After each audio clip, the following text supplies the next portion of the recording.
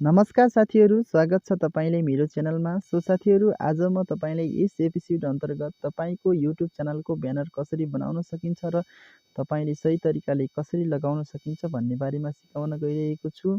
यदि तपाई मेरो च्यानलमा नयाँ हुनुहुन्छ भने कृपया च्यानललाई सब्स्क्राइब गरिदिनु होला र यस्तै नयाँ खालका भिडियोहरू म तपाई सामु ल्याउने नै छु भन्दै आजको यस एपिसोडलाई सुरु गर्न चाहन्छु।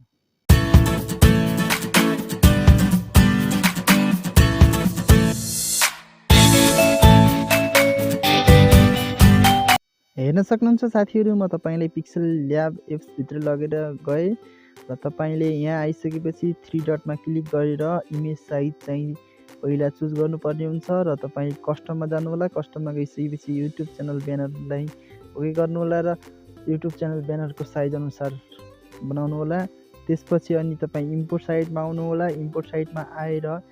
इम्पोर्ट साइटमा आइसकेपछि साथीहरू तपाईले एउटा च्यानलको लागि ब्यानर चाहिँ पहिल्यैबाट डाउनलोड गरेर राखेको हुनुपर्छ। त्यसको लागि तपाईले कसरी इमेज डाउनलोड गर्ने भन्ने बारेमा मैले सिकाएको छु।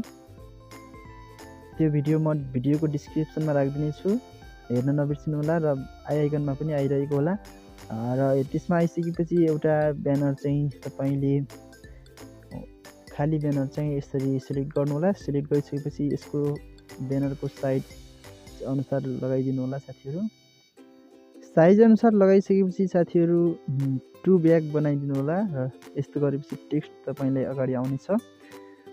त्यसपछि फेरिबाट इम्पोर्टमा जानु होला साथीहरू।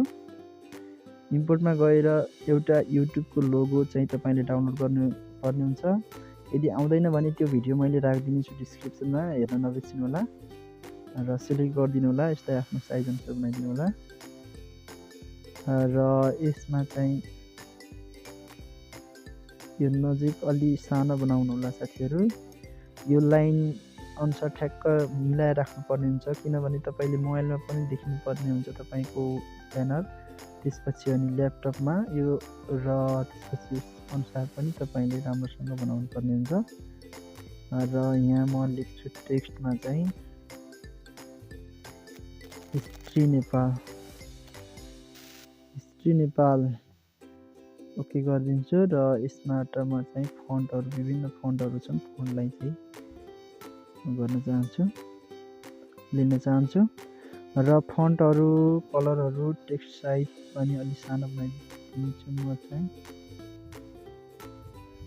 नेम फन्ट यसमा चाहिँ यो फन्ट युज गरे साथीहरू मैले चाहिँ। र यसपछि चाहिँ फेरिबाट म चाहिँ इम्पोर्टमा जान्छु। इम्पोर्टमा गइसकेपछि फेरिबाट इन्स्टाग्राम र फेसबुक पनि जोड्न सक्नुहुन्छ साथीहरू। यसमा लोगोहरू राख्न सक्नुहुन्छ। फेसबुकको चाहिँ मैले राख्न चाहेँ। फेरिबाट साथीहरू इन्स्टाग्रामको मैले चाहिँ गर्न चाहेँ दिन चाहेँ। फेरिबाट यसलाई पनि आफ्नो सेप अनुसार राखिदिनु होला। तपाईहरुले चाहिँ आफ्नो स्टाइलले बनाउन सक्नुहुन्छ मजासँग। यति गरिसकेपछि म चाहिँ यसमा फेरि एउटा टेक्स्ट चाहिँ थप्न चाहे साथीहरू र टेक्स्टलाई प्लस गरिसकेपछि यहाँ चाहिँ अनलिमिटेड फ्याक्ट लेख्न साथीहरू। तपाईले कलर पनि आफ्नो स्टाइल अनुसार बनाउन सक्नुहुनेछ। म चाहिँ यो कलर चुज गर्न चाहे। यति गरिसकेपछि सिम्पली छ। सेभ गर्नको लागि तपाई यो आइकनमा जानुपर्ने छ। यहाँबाट तपाईले सेभ गर्न सक्नुहुनेछ यो टिक लगाएको साइडबाट र सेभ गरिदिनु होला। प्रोजेक्टलाई सेभ गर्नको लागि सेभ टु ग्यालरीमा क्लिक गरिदिनु होला। सेभ इट भइहाल्छ। एउटा प्रोफेसनल खालको तपाईलाई चाहिँ बन्ने छ यसरी चाहिँ। तपाई त्यसको लागि सिम्पली लगाउनको लागि चाहिँ सिम्पली जानु होला। आफ्नो युट्युब एप्लिकेसनमा जानु होला र युट्युब एप्लिकेसनमा गइसकेपछि तपाई चाहिँ आफ्नो युट्युब सेक्सनमा जानु होला। आफ्नो युट्युब सेक्सनमा गइसकेपछि साथीहरु योर च्यानलमा जानु होला। योर च्यानलमा गइसकेपछि तपाईलाई चाहिँ म सिकाउने छु एडिट अप्सनमा जानु होला। एडिट अप्सनमा गइसकेपछि तपाईले यो उसमा चाहिँ ब्यानरको क्यामेराको साइडमा क्लिक गर्नु होला तपाईले चाहिँ त्यसको लागि र यसमा क्लिक गरिसकेपछि चुज फ्रम योर फुटेजमा जानु होला। त्यसपछि भर्खरै बनाएको चाहिँ तपाईले आफ्नो हिसाबले सेट गरेर राखिदिनु होला।